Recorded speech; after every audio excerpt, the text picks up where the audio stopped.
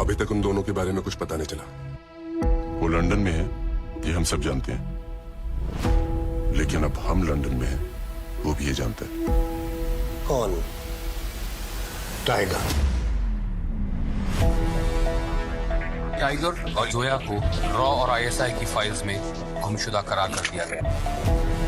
Tiger के सारे passport हमने कैंसिल कर दिए हैं। वो अब जैसे ही पासपोर्ट साथ गुजरेगा हमें फौरन पता चल जाएगा सर। सबकी जिंदगी में कुछ ना कुछ रूल्स होते हैं, कुछ ना कुछ प्रिंसिपल्स होते हैं, और वो कहते हैं ना, जो अपने प्रिंसिपल्स फॉलो नहीं कर सकता वो लाइफ में कभी कुछ अचीव नहीं कर सकता।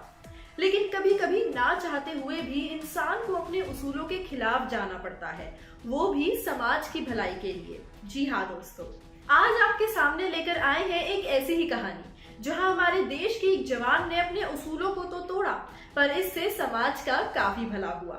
बात है साल 1965 की, जब पाकिस्तान और इंडिया के बीच युद्ध का माहौल था और पाकिस्तानी आर्मी जम्मू एंड कश्मीर के अखनूर सेक्टर में युद्ध के मकसद से आगे बढ़ रही थी और भारत को उन्हें रोकने के लिए एयर पावर की जरूरत थी। लेकिन यहाँ पर एक दिक्कत थी, भारत में एयर पावर का इस्तेमाल तभी किया जा सकता है जब कैबिनेट मिनिस्टर इसकी परमिशन दे, और इसीलिए इंडियन आर्मी के सभी जवान और चीफ्स इंडिया के डिफेंस मिनिस्टर के पास गए। उस समय भारत के डिफेंस मिनिस्टर YB छवन थे। अब छवन को ये एहसास हो गया था कि एक कैबिनेट मीटिंग बुलाकर उनके साथ सब कुछ डिस्कस करने का समय हमारे पास नहीं है, और इसीलिए उन्होंने अपने उसूलों के खिलाफ जाकर खुद ही आदेश दे दिया कि भारत एयर पावर का इस्तेमाल कर सकता है।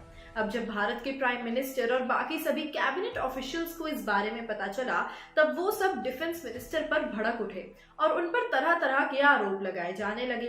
कुछ लोगों ने तो ये भी कहा कि YB छवन भारत के डिफेंस मिनिस्टर बनने के काबिल ही नहीं है, और इतने में ही आधे घंटे के अंदर भारत ने एयर पावर का इस्तेमाल करके पाकिस्तान को रोक लिया। और खुशी की बात ये थी कि पाकिस्तान भी हार मानकर जम्मू एंड कश्मीर से पीछे हट गया और वापस कराची लौट गया। अब जब इस बात का पता कैबिनेट ऑफिशियल्स को चला तो वो सब डिफेंस मिनिस्टर की वाहवाही करने लगे, और जो लोग भी उन पर आरोप लगा रहे थे वो भी कहने लगे कि उन्होंने अपने उसूलों के खिलाफ जाकर बहुत अच्छा किया। और इस तरह से YB छवन, जो कि उस समय इंडिया के डिफेंस मिनिस्टर थे, उन्होंने अपने प्रिंसिपल्स के खिलाफ जाकर कई लोगों की भावनाओं को ठेस तो पहुंचाई, बट एट द एंड उनकी वजह से भारत के ऊपर आया एक बहुत बड़ा संकट टल गया। वेल दोस्तों, आपको ये कहानी कैसी लगी हमें कमेंट सेक्शन में जरूर बताइएगा। बता दें कि जल्द ही रिलीज होने वाली सलमान खान और कैटरीना कैफ की मूवी टाइगर पार्ट 3 इसी तरह की मूवीज पर आधारित एक सीरीज है। फिल्म के पहले पार्ट 1 था टाइगर में कैटरीना कैफ और सलमान खान की लव स्टोरी पर फोकस किया गया था, जबकि सीरीज के दूसरे पार्ट यानी कि टाइगर जिंदा है में सलमान और कैटरीना की धमाकेदार जोड़ी दिखाई गई थी और उनकी बड़ी अचीवमेंट यानी कि पाकिस्तान से नर्सेस को बचा कर लाना, इस पर फोकस किया गया था। और इस बात की बड़ी पॉसिबिलिटी है कि फिल्म में डिफेंस मिनिस्टर YB छवन की ये इंस्पिरेशनल कहानी दिखाई जाए। वेल दोस्तों, अगर सच में ऐसा होता है तो आप फिल्म देखना पसंद करेंगे या नहीं, हमें कमेंट सेक्शन में जरूर बताइएगा। आज के लिए इतना ही।